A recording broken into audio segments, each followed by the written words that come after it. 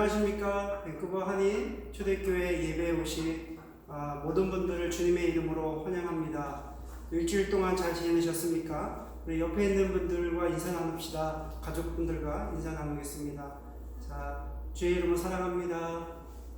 예, 인사 나누셨죠? 자, 이렇게 오늘 일주일 동안 지켜주시고 보호하시고 인도하신 우리 하나님께 감사의 예배를 드리겠습니다. 다 같이 찬양 드리겠습니다.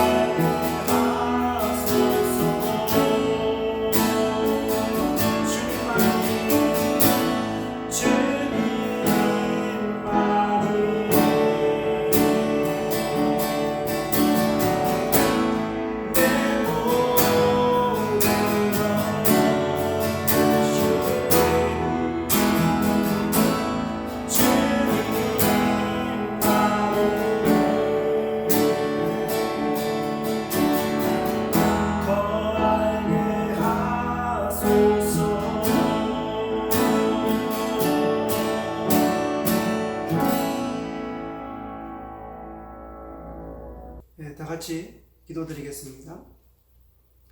하나님 아버지 감사합니다.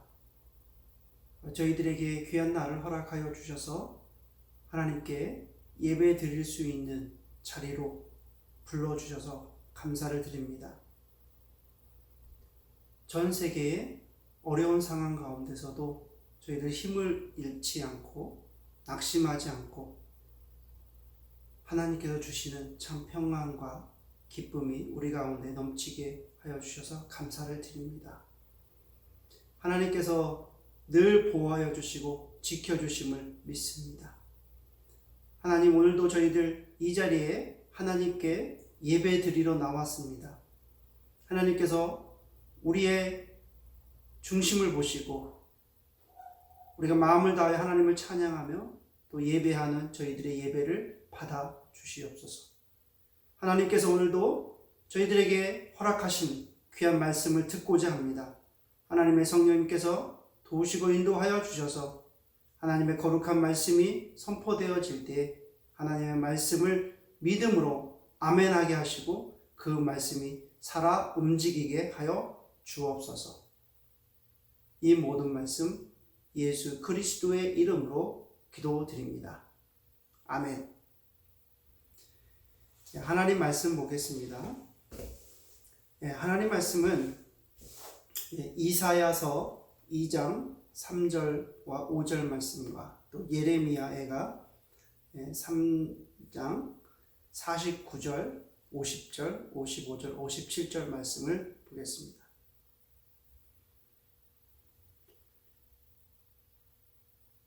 제가 봉독합니다.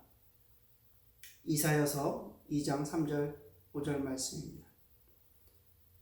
많은 백성이 가며 이르기를 오라 우리가 여호와의 산에 오르며 야곱의 하나님의 전에 이르자 그가 그의 길을 우리에게 가르치실 것이라 우리가 그 길로 행하리라 하리니 이는 율법이 시온에서부터 나올 것이요 여호와의 말씀이 예루살렘에서부터 나올 것임이니라. 야곱 족속아 오라 우리가 여호와의 빛에 행하자. 예레미야가 3장 49절 말씀입니다. 내 눈에 흐르는 눈물이 그치지 아니하고 쉬지 아니하며 여호와께서 하늘에서 살피시고 돌아보실 때까지니라. 여호와여 내가 심히 깊은 구덩이에서 주의 이름을 불렀나이다. 내가 주께 아뢰날에 주께서 내게 가까이 하여 이르시되 두려워하지 말라 하셨나이다. 지난 한 주간 동안 하나님의 말씀을 묵상하면서 두 명의 선지자의 예언의 말씀이 들어왔습니다. 이 두 선지자의 말씀을 통해서 오늘날 우리에게도 동일한 예언의 말씀으로 또 그렇게 감동이 되어서 저는 오늘 이 말씀을 함께 나누는 시간이 되었으면 좋겠습니다. 지금의 상황은 코로나19로 인해서 전 세계가 다 멈춰 있습니다. 감염자가 500만 명이 넘었고요. 또 사망자는 30만 명이 넘었습니다. 지금도 이 기세가 꺾일 줄 모릅니다. 전 세계 코로나19 감염이 되지 않은 나라를 찾아보기가 어렵습니다. 전 세계의 위기 속에서 또 개인과 가정의 위기 속에서 이 두 명의 선지자 예언의 말씀을 통해서 하나님의 음성을 듣고자 합니다. 바로 두 명의 선지자는 이사야 선지자와 예레미야 선지자입니다. 이사야 선지자는 BC 739년부터 695년경에 활동했던 선지자였습니다. 이사야는 우시야 왕이 죽던 해에 예언자로 부름을 받아서 기원전 745년부터 약 한 50년간 활동했던 위대한 바로 선지자이며 예언자였습니다. 지금으로부터 연대를 따져보면 약 2700년경에 예언 활동을 했던 선지자였습니다. 이사야 선지자가 활동했던 시대의 유다는 참으로 심각한 위기에 있던 나라였습니다. 북쪽에 있는 아수르, 또 남쪽에 있는 애굽, 이 두 나라를 엄청난 그 지리적 요건에 있었던 이 유다를 심히 공격하고 또 어지럽혀 그런 나라들이었습니다. 그래서 유다에서는 친아수르파가 있었고 또 친애굽파가 있어서 그 파당 싸움을 하고 있었습니다. 그리고 유다의 왕들은 바로 우상숭배를 장려하게 하고 또 산당을 짓기도 하고 또 극도로 여호와의 신앙이 황폐되었던 것을 우리가 보게 됩니다. 이런 상황 속에서 바로 이사야 선지자를 통해서 예언의 말씀이 나오는데요. 이사야서 2장 3절 말씀을 보니까 많은 백성이 가며 이르기를 오라 우리가 여호와의 산에 오르며 야곱의 하나님의 전에 이르자. 그가 그의 길을 우리에게 가르치실 것이다. 우리가 그 길로 행하리라 하리니 이는 율법이 시온에서부터 나올 것이요 여호와의 말씀이 예루살렘에서부터 나올 것입니다. 이사야 선지자를 통해서 주신 그 말씀은 바로 여호와의 산에 오르며 야곱의 하나님의 전에 이르면 하나님께서 가르쳐 주실 것이다. 이렇게 말씀해 주십니다. 하나님이 거하시는 그 예루살렘, 시온에서 그 말씀이 나오기 때문에 시온에서 그곳에 이르면 하나님께서 가르쳐 주실 것이라는 말씀입니다. 즉 우리도 수많은 위기와 문제가 있습니다. 수많은 그 위기와 문제 해결을 우리가 어떻게 지금 이 문제를 해결할까? 해결할 수 있는 방법이 있습니까? 지금은 없습니다. 해결할 수 있는 방법이 없습니다. 그러나 바로 하나님의 전에서 바로 그 시온에서 하나님께서 가르쳐 주신다는 말씀입니다. 예수 그리스도에게 나아가면 하나님께서 인도해 주신다는 말씀입니다. 또한 말세의 성도로서 말세에 사는 성도로서 해야 할 일은 바로 여호와의 빛에 행하는 일입니다. 이사야서 2장 5절 말씀에 보니까 야곱 족속아 오라 우리가 여호와의 빛에 행하자 이렇게 예언의 말씀을 선포합니다. 여기서 여호와의 빛은 바로 하나님의 은혜고 하나님의 은총을 의미하고 하나님의 말씀을 붙들어라고 하는 그런 의미입니다. 여호와의 빛에 행하는 그 일은 하나님의 말씀을 붙들고 살아내라는 말씀이기도 합니다. 하나님의 말씀을 붙들고 살아내라는 그 의미는 하나님과의 그 친밀한 교제 속에서 그 교제를 나누는 것을 의미합니다. 우리가 그 말씀을 살아내라는 것은 하나님과의 매일매일 친밀한 교제를 통해서 하나님과 동행하며 그 말씀대로 순종하는 것을 의미합니다. 하나님의 그 거룩한 성도는 반드시 하나님 말씀으로 우리가 살아야 되고 하나님의 거룩한 성도는 바로 하나님의 말씀으로 돌아가야지만 우리가 변화가 될 수 있다는 것입니다. 그렇지 않으면 하나님의 심판대 위에 서게 될 것입니다. 이사야의 예언대로 유다는 하나님을 의지하지 않습니다. 하나님의 그 빛대로 행하지 않습니다. 하나님의 말씀대로 행하지 않습니다. 바로 아수르를 의지하였고 애굽을 의지하였기 때문에 결국 유다는 하나님 심판대에 서게 된 것입니다. 또 한 명의 선지자가 있습니다. 그 선지자는 예레미야 선지자인데요. 예레미야 선지자는 요시야 13년부터 그러니까 BC 627년부터 BC 586년 동안 40년 동안 유다 백성에게 하나님의 심판을 선포한 그 선지자가 예레미야 선지자였습니다. 그러나 유다 백성도 마찬가지로 이 예레미야 선지자의 그 말씀을 듣지 않아요. 하나님께 회개하지 않고 하나님께로 돌아오지 않습니다. 결국 40년 동안 하나님의 그 심판의 메시지를 전달했음에 불구하고 유다 백성 그 말씀을 듣지 않음으로 인해서 이제 예레미야 선지자가 보는 앞에서 예루살렘이 망하게 됩니다. 그 패망을 보게 되는데 예레미야 애가는 이제 예루살렘에 패망한 그 직후에 바로 예루살렘 그것을 바라보면서 그 슬픈 감정과 죄에 대한 어떤 그런 증오 중심으로 기록된 5개의 애가가 바로 예레미야 애가입니다. 예레미야 선지자의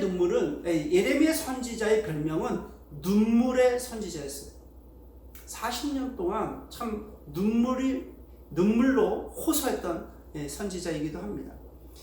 예레미야 애가 3장 49절의 말씀에 보니까 내 눈에 흐르는 눈물이 그치지 아니하고 쉬지 아니하며 50절 여호와께서 하늘에서 살피시고 돌아보실 때까지입니다. 여러분, 내 눈에 흐르는 눈물이 그치지 아니하고 쉬지 아니했다. 얼마나 많은 눈물을 흘렸겠습니까? 결국에 예루살렘이 망하게 되고 패망하게 된 것을 보면서 그는 눈물로써 하나님께 호소합니다. 하나님께 기도합니다. 호소합니다. 눈물이 호소를 합니다. 원수들은 지금 조롱합니다. 내가 믿는 하나님이 어디 있느냐?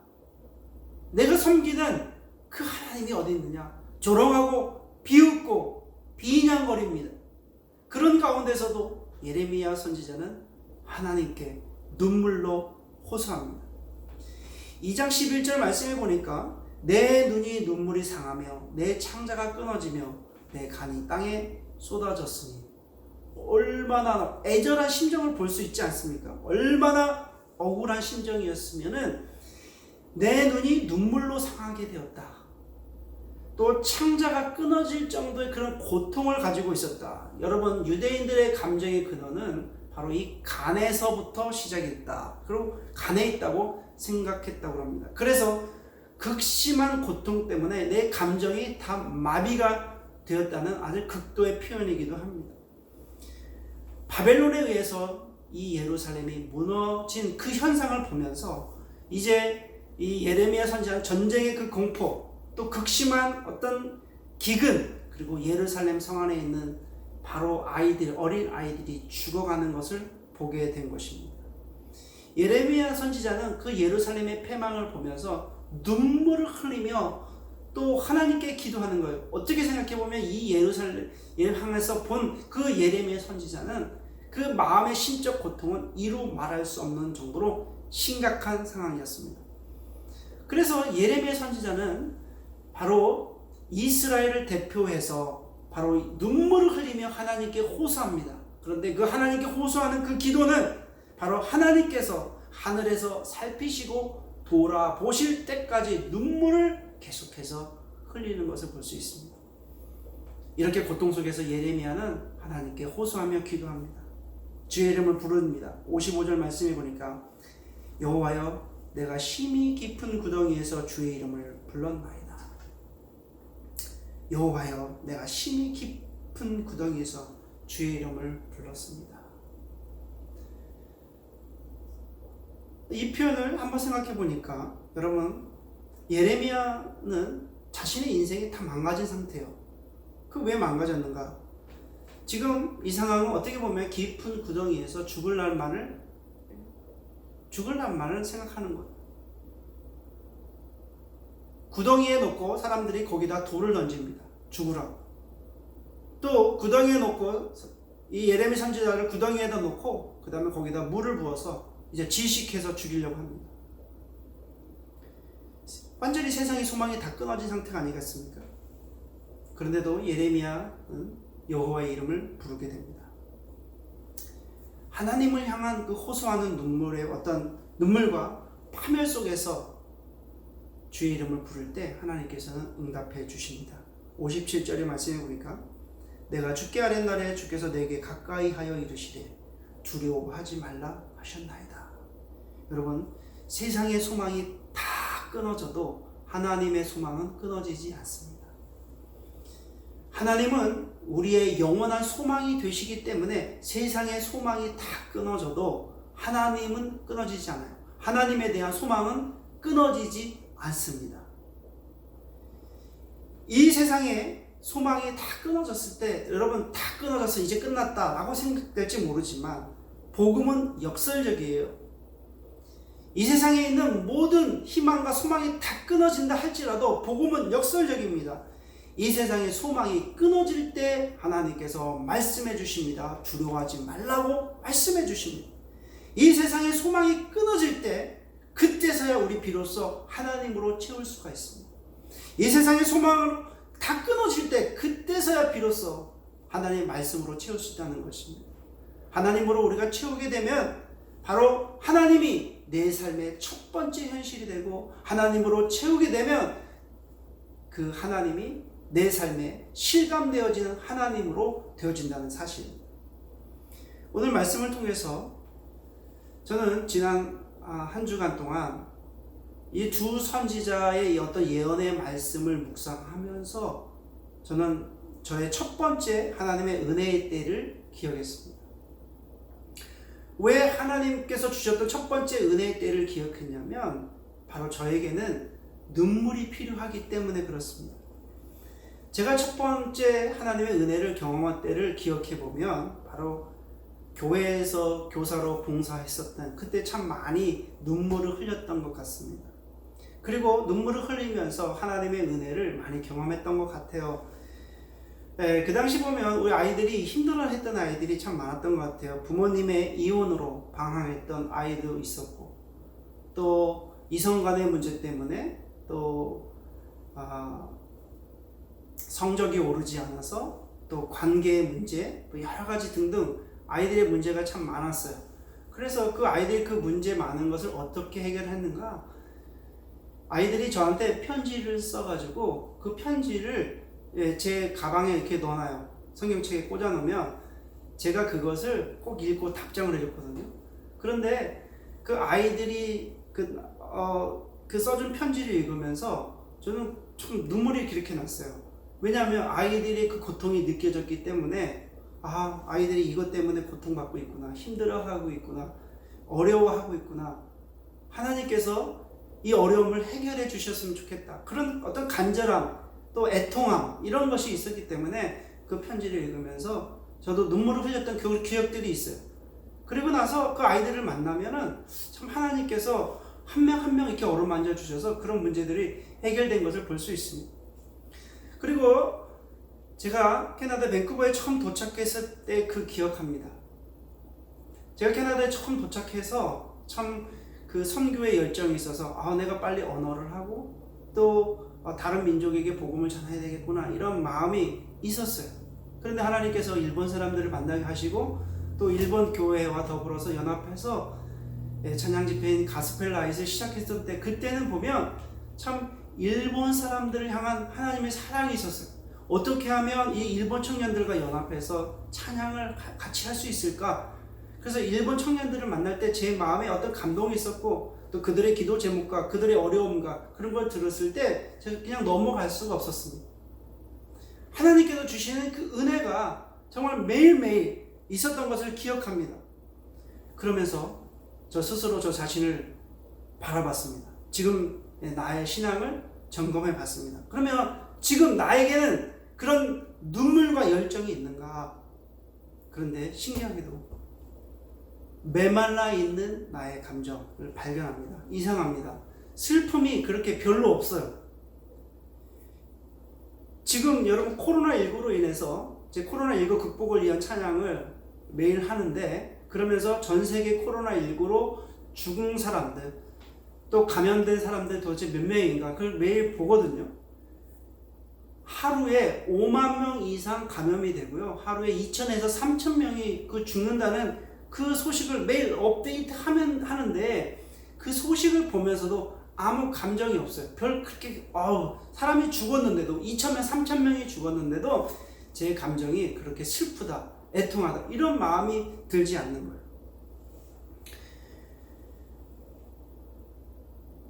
그래서 하나님을 만났던 첫 번째 그 은혜, 감격이 필요하다는 것을 깨달았습니다. 하나님의 나의 삶의 첫 소망이다. 그때의 어떤 그런 감격의 어떤 순간이 필요하다는 것을 느꼈습니다. 하나님의 사랑을 아이들과 나누며 행복했던 첫사랑의 감격이 필요함을 느꼈습니다. 또 밴쿠버에 와서 일본인들과 전도 집회를 하면서 또 그때 어떤 그런 감격이 필요하다는 것을 깨달았습니다. 눈물을 흘리며 아이들을 사랑했던 첫 사랑의 그때, 눈물을 흘리며 가스펠 라이스 집회를 준비했던, 또 하나님에게 기쁘게 찬양을 올렸던 그 기쁨의 열매가 필요하다는 것을 깨달았습니다. 여러분, 하나님을 만나서 감격했던 그때, 눈물을 흘리며 내 삶을 온전히 드렸던 그때로 우리가 되돌아가야 됨을 믿습니다. 이사야 선지자는 여호와만이 우리의 구원이시다, 여호와 하나님만이 우리의 구원이시다, 이사야 66장을 통틀어서 여호와만이 나의 구원이시다라는 그 구원의 표현이 26번이 나옵니다. 다른 여연서 다 통틀어도 7번밖에 나오지 않는데 바로 이사야에서는 26번이나 나옵니다. 여호와만이, 여호와 하나님만이 우리의 구원이시다, 이렇게 표현하고 있습니다. 그 당시 유다는 사회적인 부패, 정치적인 바로 악행, 종교적인 우상 숭배가 만연되어 있는 그 시대에 이사야 선지자는 이런 부패한 이 시대에, 바로 그런 시대에도 남은 자들이 있고 그 남은 자들을 위한 하나님께서 보호하실 것이다 라고 하는, 그렇게 선포하면서 여호와 하나님만이 구원이시다, 그렇게 선포했던 것을 볼 수 있습니다. 우리도 이 시대에 남은 자가 되어야 돼요. 하나님의 거룩한 남은 자가 되어야 됩니다. 예레미야는 예루살렘 멸망이 그 가져다 준 어떤 참담한 현실 속에서도 미래에 대한 소망을 포기하지 않았어요. 예레미야 선지자가 미래에 대한 그 소망을 포기하지 않는 그 이유는 하나님은 신실하시다, 그 신실하심에 대한 그런 믿음이 있었기 때문에, 그 하나님에 대한 소망이 있었기 때문에 포기하지 않아요. 미래에 대해서 포기하지 않습니다. 오늘 이 시간에 예배를 드리는 모든 성도님들이 삶의 자리에 형편이 다르다 할지라도 오늘 하나님에 대한 신실한 믿음으로 이 어려운 시기를 잘 극복해 나가시기를, 그래서 첫 은혜, 첫 사랑을 그 받았던 그때를 기억하시기를 주님의 이름으로 축원해 올립니다. 아멘. 네, 마지막 찬양 하나님께 올려드리겠습니다. 주님 다시 오실 때까지.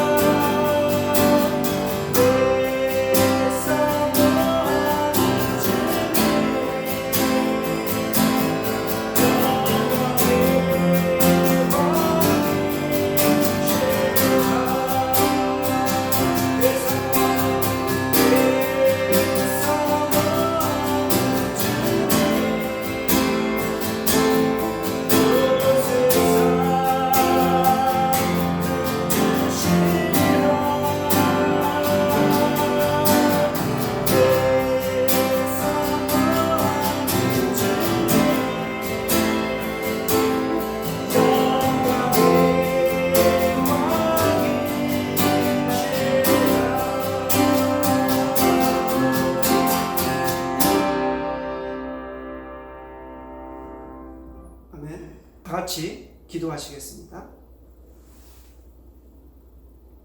지금은 우리 주 예수 그리스도의 은혜와 우리 아버지 하나님의 그 크신 사랑과 성령 하나님의 감동감화 교제 교통하시며 오늘 이 한 시간에 삶의 자리에서 함께 예배를 드리며 또 함께 하나님 앞에 온전히 삶을 올려드리는 모든 성도님들 머리 위에 삶 속에 지금부터 영원히 거하시기를 주 예수 그리스도의 이름으로 축원하옵나이다. 아멘. 이것으로 예배를 마쳤습니다. 한 주간도 주님과 동행하시고 또 함께 하시면서 기쁨이 넘치는 한 주간이 되시기를 부탁드립니다. 다음 주에 뵙겠습니다. 감사합니다.